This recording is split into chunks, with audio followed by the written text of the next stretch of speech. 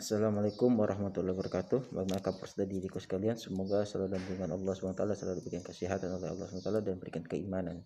Amin. Di sini Bapak akan menjelaskan pelajaran pendidikan agama Islam dan beri pekerti kelas 3. Jadi terlebih dahulu kita membaca doa belajar agar kita mendapatkan keberkahan ilmu dan mendapatkan ilmu yang bermanfaat. Berdoa dimulai Bismillahirrahmanirrahim. Alhamdulillahirabbil alamin arrahmanirrahim maliki yaumiddin iyyaka na'budu wa iyyaka nasta'in mustaqim siratal ladzina an'amta 'alaihim ghairil maghdubi 'alaihim waladdallin. Amin. Bismillahirrahmanirrahim. Raditu billahi rabbah wa bil islam lidina wa bil muhammadin nabiyya wa rasulullah. Rabbi zidni ilman warzuqni fahman. Bismillahirrahmanirrahim. Rabbi sahli sadri wa yassirli amri wahlul 'uqdatam lisani yafqahu qawli. Shadaqallahul azim. Oke, di sini pelajaran pertama adalah tentang Nabi Muhammad SAW, panutanku. Jadi Nabi Muhammad SAW adalah panutan kita semua sebagai manusia. Karena di sini Nabi Muhammad SAW diutus oleh Allah SWT untuk menyempurnakan akhlak manusia. Karena dalam firman Allah SWT telah ada suri teladan yang baik bagimu yang telah aku ciptakan Nabi Muhammad, terdapat adalah di Rasulullah suri teladan yang baik bagimu. Suri teladan yang baik bagimu. Jadi siapa lagi harus kita contohi adalah Nabi Muhammad SAW. Kalau kita ingin bahagia di dunia dan bahagia di akhirat nanti di surga, maka kita yang patut kita contohi adalah hanya baginda Nabi Muhammad SAW. Kalau kita ingin bahagia di dunia, maka kita ikuti cara hidupnya Rasulullah SAW ketika hidup di dunia. Rasulullah itu bisa dibilang hidup tidak punya harta dan mati tidak membawa harta. Maksudnya apa? Rasulullah ketika dia masa hidupnya Rasulullah tidak memiliki harta, karena ketika Rasulullah itu tidak memiliki namanya harta. Karena Rasul dalam setiap sejarah yang kita baca kehidupan Rasulullah SAW, sejarah Nabi ya, itu bahwa Rasulullah SAW itu tidak hidup dengan berkimbangan harta.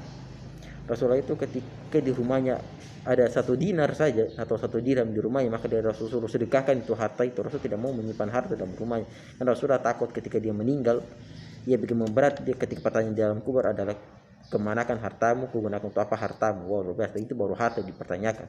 Begitu banyak pertanyaan tentang harta.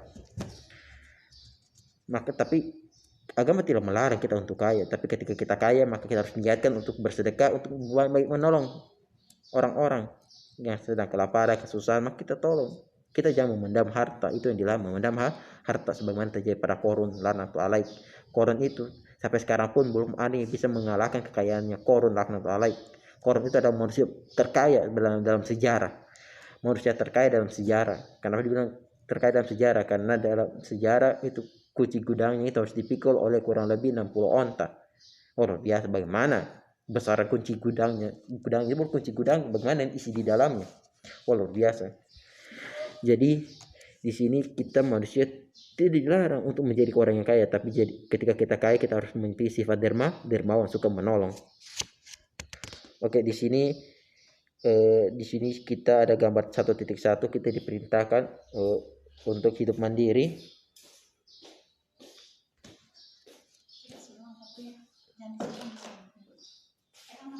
Oh, terima kasih Bu. Disuruh hidup mandiri, maka ketika anak peserta didik ketika pandemi sudah selesai kita berangkat ke sekolah, maka usahakanlah kita untuk menyiapkan semua peralatan sekolahnya kita, dari tas, alat tulis menulis, baju, seragam, topi, sepatu, kaos kaki, semua kita harus siapkan sendiri. Jangan lagi membebani orang tua atau keluarga, karena anak peserta didikku yang kelas 3 ini sudah bisa hidup mandiri, belajar untuk hidup mandiri, untuk melakukan segalanya dengan sendiri. Begitu juga ketika berangkat ke sekolah, bila rumahnya dekat dari sekolah maka usahakan untuk berangkat sendiri ke sekolah. Tapi kalau rumahnya agak jauh dari sekolah, maka sebaiknya untuk minta diantar oleh keluarganya agar selamat sampai di sekolah. Dan gambar 1.3 di sini ada gambar seorang anak perempuan yang diminta oleh seorang gurunya untuk maju ke depan untuk menyampaikan pendapatnya. Maka ketika ada guru menyuruh peserta didik untuk maju ke depan, maka sampaikanlah apa yang kalian ingin sampaikan.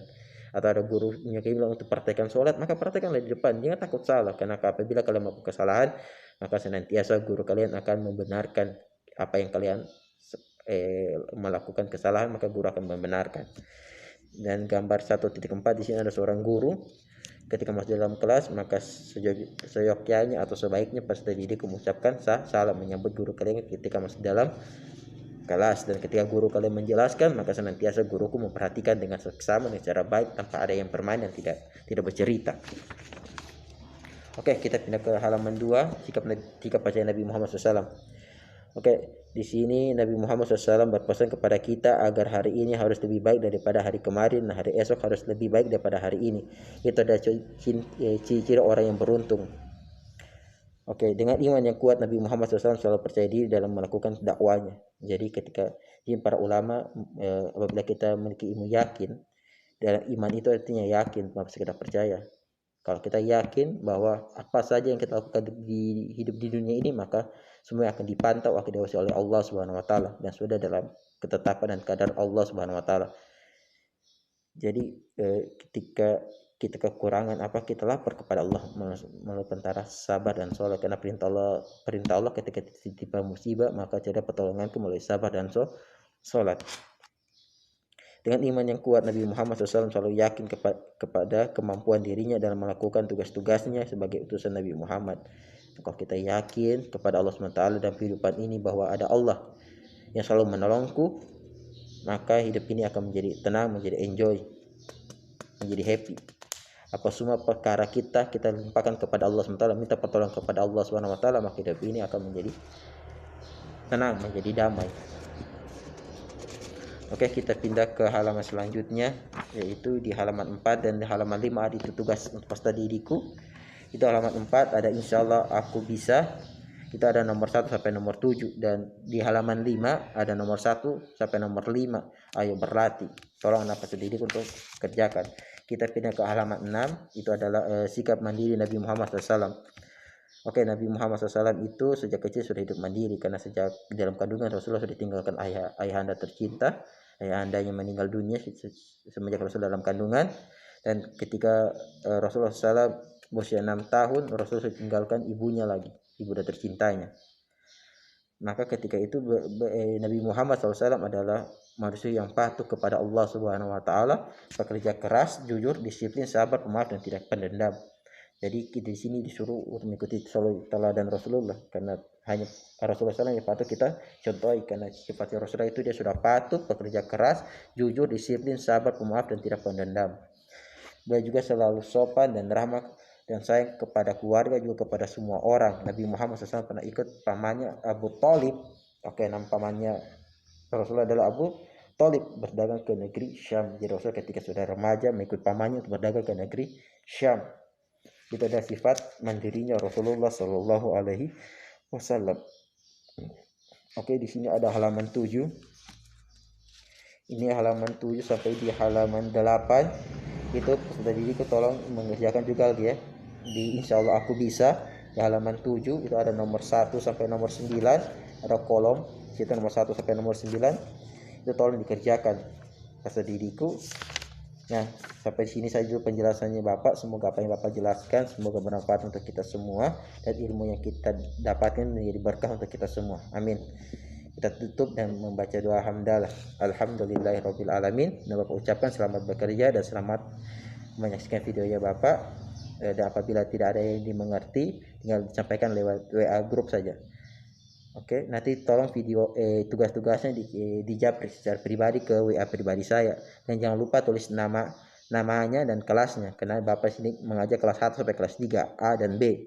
Kelas 1 A AB, kelas 2 AB, kelas 3 AB. Jadi tolong ditulis namanya dan kelasnya. Oke, sekian, terima kasih. Wassalamualaikum warahmatullahi wabarakatuh.